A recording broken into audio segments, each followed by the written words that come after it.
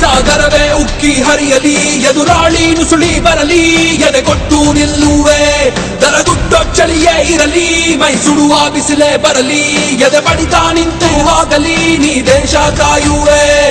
ಹೆತ್ತವರ ಅಲ್ಲೇ ಬಿಟ್ಟು, ಸಂಗಾತಿಯ ದೂರ ಬಿಟ್ಟು, ಮಕ್ಕಳನ್ನು ಮರೆತು ಬಿಟ್ಟು ಆದ ಸೈನಿಕ. ಕನಸುಗಳ ಮೂಟೆ ಕಟ್ಟಿ ದೇಶ ಕಾಯೋ ಆಸೆ ಪಟ್ಟೆ, ಎಂಟೆ ದಯ ಬಂಟ ನೀನು ದೇಶ ರಕ್ಷಕ.